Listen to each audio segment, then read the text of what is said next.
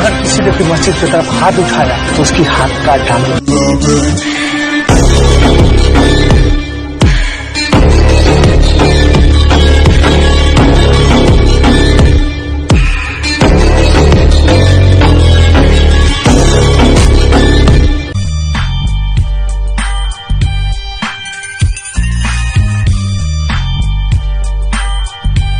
आज इसी मैदान में कह के जा रहा हूं, 1 साल के अंदर दिल्ली को ऐसा चमका के दिखा देंगे, आप लंदन से कंपेयर कर लेना उसको। टूटने वाला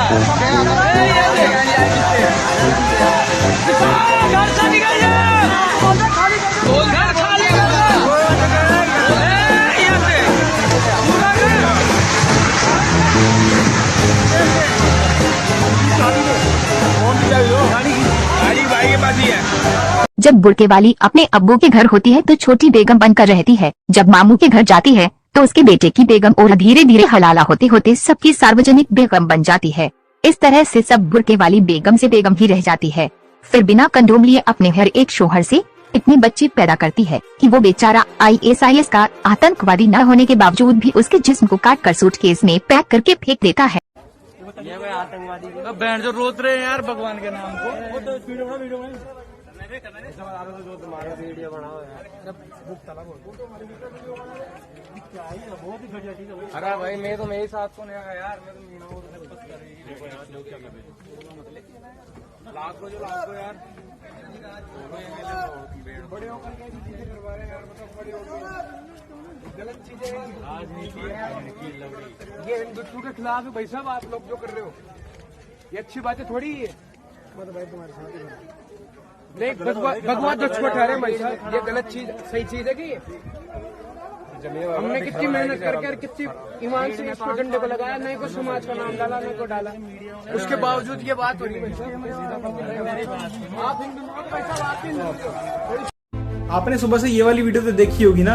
अब बहुत सारे लोग बोल रहे होंगे राजस्थान में हो क्या रहा है, सेंटर कुछ क्यों नहीं कर रहा है। लेकिन आपने ये सोचा कि जो लोग ये वीडियो बना रहे हैं उनको पता था कि गलत हो रहा है, लेकिन उस हिंदू की इतनी भी हिम्मत नहीं हुई कि जय श्री राम का जो झंडा था वो फटने से बचा सकें और उन लोगों को रोक सकें। ये ताकत है आज के टाइम पे भारत देश में हिंदू की। और ये बात कोई दंगे भड़काने वाली बात नहीं, ये सोचने वाली बात है कि आखिर हम श्री राम का झंडा भी नहीं बचा सकते।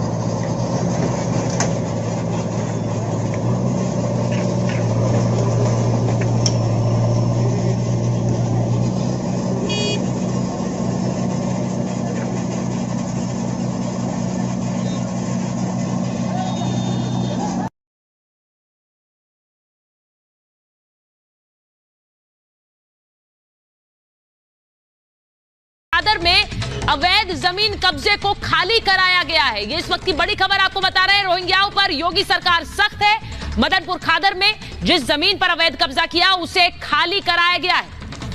ये तस्वीरें आप देखिए वहीं की, यूपी सरकार की जमीन थी, उस पर अवैध कब्जा कर लिया गया था। मदनपुर खादर में ये जमीन थी और यहीं से बुलडोजर चलाकर इस जमीन को खाली कराया गया है।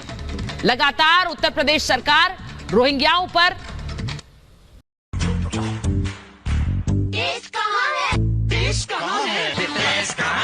टेस्ट यहाँ है एवरेस्ट चाट मसाला। बोरिंग खाने में भी ले आए चटपटी टेस्ट का मजा। लौंडो तुम चिलम मारो, गांजा मारो, मार मार के मर जाओ, लेकिन महादेव के नाम पे एक्सक्यूज देके अफवाह फैलाना बंद करो कि तुम बहुत बड़े भक्त हो। महादेव तो संसार के लिए विष भी पी गए थे, तुम्हें कहा घूंट हमको सल्फास मार के ही दिखा दो। वो तो सालों साल तक ध्यान और योग करते थे और तुम शेयर के चक्कर में 3-3 दिन तक गांजा मार के भंड पड़े रहते हो। महामृत्युंजय मंत्र के नाम पे तुमको खाली बादशाह का रैप याद है और शिवपुराण का कितना भाग पड़े हो। सामान आया नहीं, महादेव गांजा मारते हुए डीपी लगा लेंगे। कसम बता रहे महादेव किसी चौराहे तुमको मिल गया ना बेटा, लंपाटे लंपाट रसीदेंगे। भक्त बने। Recently, Irfan made a statement saying people should introspect instead of during Ramzan fasting.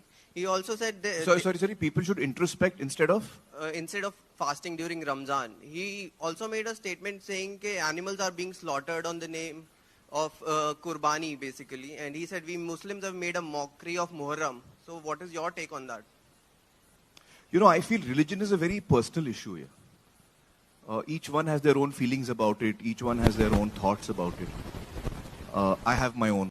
तो मैं इस साल भी वैसे ही मनाऊंगा क्रैकर्स। तो मैं पहले से ज्यादा नहीं फोड़ता था, तो डरता हूं मैं, और आवाज भी बहुत जोर से आती है, तो मुझे डर लगता है क्रैकर्स से।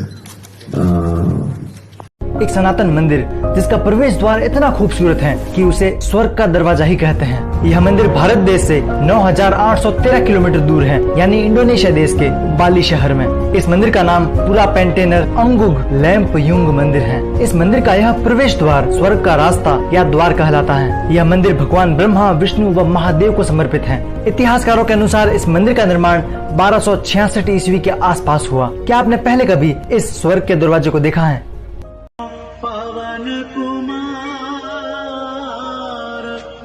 बल बुद्धि विद्या देहु मोहि हरहु कले। ये सुबह 5 बजे का टाइम है, जो कि मैं हर रोज यहाँ पर हनुमान चालीसा चलाता हूँ। कृपया आप सब भाइयों से मेरी विनती है, आप भी अपने छतों पे स्पीकर रख करके हनुमान चालीसा चलाइए, ताकि इनको भी पता लगे कि हिंदुओं का भी कुछ संगठन है। आपसे बस मेरा यही निवेदन है कि आप भी करिए मेरी तरह। जय श्री राम।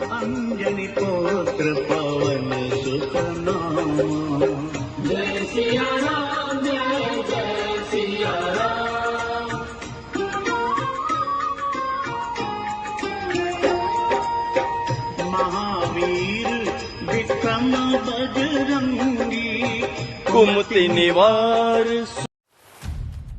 आसमानी किताब सिर्फ मारने का नहीं, बल्कि तड़पा तड़पा कर मारने का आदेश देती है।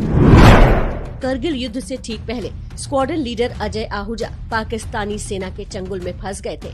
उनको 12 घंटे से ज्यादा समय तक टॉर्चर करके मारा गया था।